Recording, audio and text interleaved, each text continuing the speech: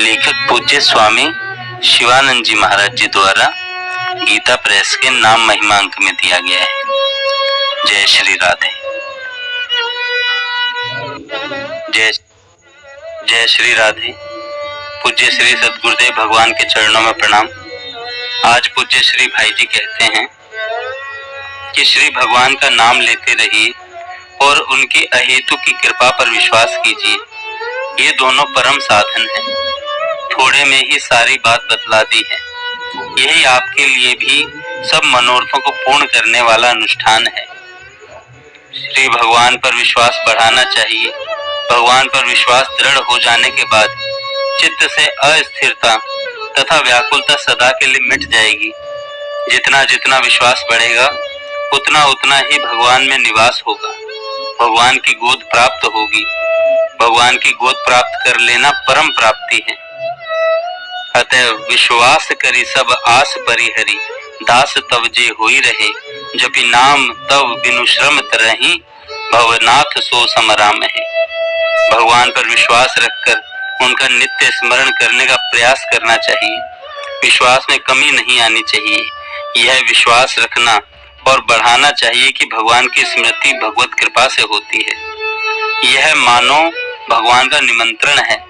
जब उन्होंने निमंत्रित कर लिया और स्मरण रूपी पत्तल भी दे दी है तो परोसेंगे भी जरूर। एक भला आदमी भी निमंत्रित व्यक्ति को पत्तल दे देने पर परोसता ही है।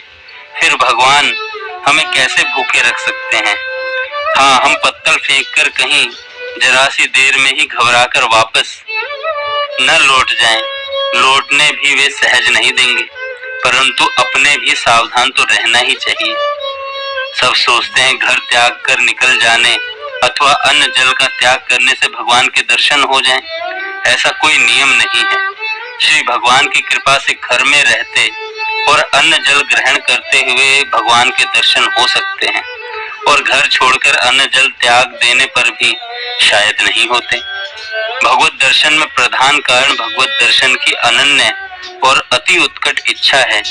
उस अनन्य इच्छा में तन मन की सूझी न रहने से अन्न जल का त्याग अपने आप हो जाए तो बहुत अच्छा है, परंतु जानबूझकर हठ पूर्वक अन्न जल त्याग की क्रिया से या किसी के मर जाने के भय से भगवान को दर्शन देने पड़े, ऐसी कोई बात समझ में नहीं आती।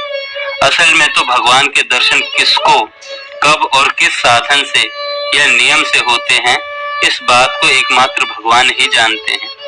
भगवत दर्शन के अनेक साधन और विभिन्न हेतु हैं, परंतु इतना कहा जा सकता है कि अनन्य और तीव्रतम लालसा हुए बिना भगवत दर्शन दुर्लभ है। जब भगवान से बिना मिले हमसे नहीं रहा जाएगा, तब भगवान भी हमसे बिना मिले नहीं रह सकेंगे। उनका प्रण ही है जो उनको जिस प्रकार से भजता है वे भी उसको वैसे ही भजते हैं। यदि हमारा मन उनके बिना छटपटाएगा तो वे भी हमसे मिलने को आतुर होंगे ही। देखो, मनुष्य जीवन बहुत ही दुर्लभ और क्षणभंगुर है। संसार की मोह माया में न फंसकर एक भगवान में चित्त लगाना चाहिए। सत्संग, भजन और ध्यान के द्वारा चित्त के सब दोषों का नाश कर श्री भगवान में चित्त संलग्न कर रखना चाहिए। संसार के भोग देखने में मोहवश अच्छे मालूम होते हैं, परंतु याद रखना चाहिए कि ये जहर के मीठे लड्डू हैं। इनका बड़ा ही भयानक फल होता है। अतः विचार तथा संतों के अनुभव युक्त वाणी के द्वारा इनका असली स्वरूप समझकर इनसे चित्त हटाना चाहिए। भगवान कहते हैं ये शब्द, स्पर्श, रूप, रस, गंध आदि जितने भी विषय हैं सब दुख योनि हैं, आदि अंत वाले हैं। कोई भी बुद्धिमान मनुष्य इनसे नहीं रमता। बुद्धिमान तो वह है जो भगवान में रमता है और भगवान में ही संतुष्ट है। हम मनुष्य बुद्धिमान कहलाते हैं और मूर्ख की भांति जानबूझकर विषय रूपी आग में पतंग की तरह पड़ते हैं।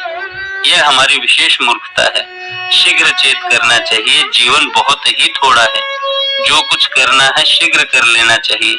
श्री परमात्मा पर श्रद्धा विश्वास करने से, विश्वास पूर्वक उन पर निर्भर होने से सब कुछ अपने आप हो जाता है और मानव जीवन सफल हो जाता है।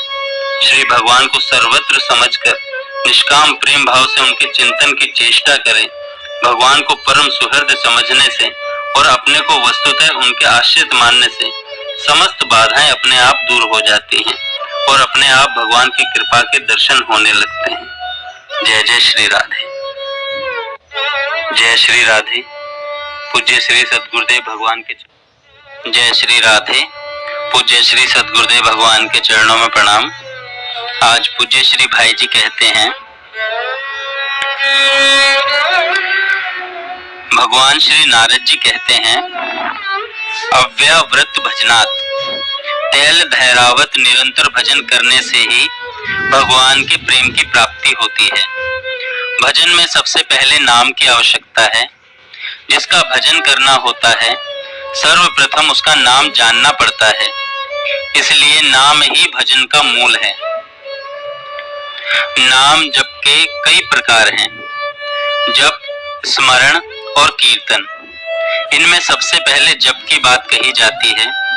परमात्मा के जिस नाम में रुचि हो, जो अपने को रुचिकर हो, उसी नाम की परमात्मा की भावना से बारंबार आवृत्ति करने का नाम जप है। जप के शास्त्रों में बड़ी महिमा है।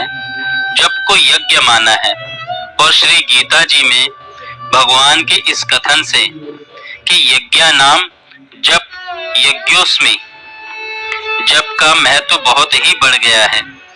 जप के 3 प्रकार हैं, साधारण, उपांशु और मानस। इनमें पूर्व से उत्तर 10 गुण अधिक फलदायक है। भगवान मनु कहते हैं, दर्श पौर्ण मासादि विधि यज्ञों से साधारण जप 10 गुना श्रेष्ठ है, उपांशु जप 100 गुना श्रेष्ठ है और मानसी जप 1000 गुना श्रेष्ठ है। जो फल साधारण जप के 1000 मंत्रों से होता है, वही फल उपांशु जप के 100 मंत्रों से और मानस जप के 1 मंत्र से हो जाता है।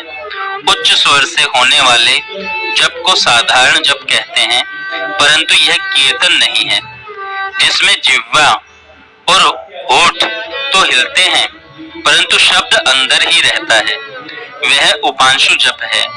और जिसमें न जीभ के हिलाने की आवश्यकता होती है और न होठ के, वह मानसिक जप कहलाता है। उच्च स्वर से उपांशु उत्तम और उपांशु से मानसिक उत्तम है। यह जप की विधि है।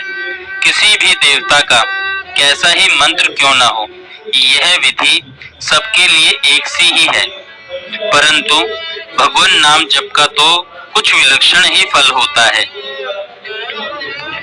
यह नाम की अलौकिक महिमा है। दूसरे जपों में अनेक प्रकार के विधि निषेध होते हैं, शुद्धि अशुद्धि का बड़ा विचार करना पड़ता है, परंतु भगवान नाम में ऐसी कोई बात नहीं है। अपवित्र पवित्रो वा सर्वस्थान गतोऽपि वा, अपवित्र हो पवित्र हो किसी भी अवस्था में क्यों ना हो, भगवान पुंडरीकाक्ष का स्मरण करते ही बाहर और भीतर की शुद्धि हो जाती है। जल मृतिका से केवल बाहर की ही शुद्धि होती है, परंतु भगवान नाम अंतर के मलों को भी अशेष रूप से धो डालता है। इसका किसी के लिए किसी अवस्था में कोई निषेध नहीं है कि पुरुष नपुंसक नारी व जीव चराचर कोई सर्व भाव भज कपट तजी मोही परम प्रिय हुई। कली संतरणों उपनिषद में नाम जप की विधि और उसके फल का बड़ा सुंदर वर्णन है।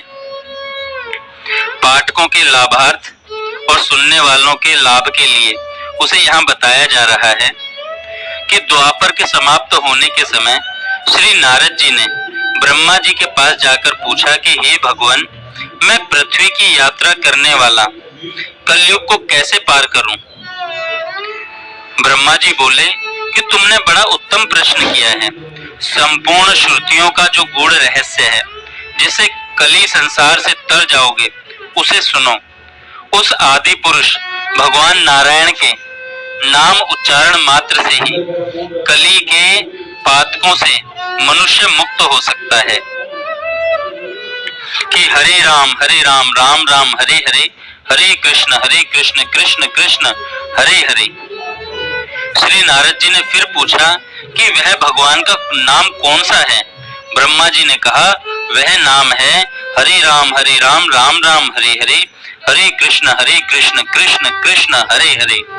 इन 16 नामों के उच्चारण करने से कली के संपूर्ण पातक नष्ट हो जाते हैं। संपूर्ण वेदों में इससे श्रेष्ठ और कोई उपाय नहीं देखने में आता।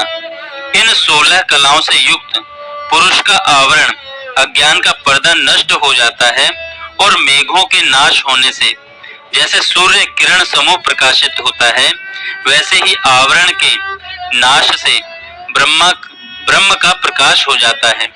नारद जी ने फिर पूछा कि हे भगवान, इसकी क्या विधि है। ब्रह्मा जी ने कहा कि कोई विधि नहीं है, सर्वदा शुद्ध या अशुद्ध नाम उच्चारण मात्र से ही सालोक्य सामीप्य सारूप्य और सायुज्य मुक्ति मिल जाती है। ब्रह्मा जी फिर कहने लगे कि यदि कोई पुरुष इन 16 नामों के 3.5 करोड़ जप कर लेता है तो वो ब्रह्म हत्या, स्वर्ण की चोरी, शूद्र स्त्री गमन और सर्व धर्म त्यागी रूपी पापों से मुक्त हो जाता है। वह तत्काल ही मुक्ति को प्राप्त होता है। अब जप की विधि क्या है? इससे यह सिद्ध हो गया कि स्त्री पुरुष, ब्राह्मण अंत्यज, ग्रही वनवासी, शुद्ध अशुद्ध, विद्वान मूर्ख, कोई भी किसी भी प्रकार से इस षोडश नाम के 3.5 करोड़ मंत्रों का जप कर लेता है, वह समस्त महापातकों, उनके फलस्वरूप नरकों और स्वर्ग आदि मोक्ष मार्ग के प्रतिबंधकों से छूटकर परमात्मा के सच्चिदानंद घन स्वरूप को अनायास ही प्राप्त हो जाता है। कितना सहज और सस्ता उपाय है। यदि मनुष्य हरे कृष्ण महामंत्र की 61 मालाएं 15 वर्ष तक करता है तो उसके 3.5 करोड़ नाम पूरे हो जाते हैं। यह तो साधारण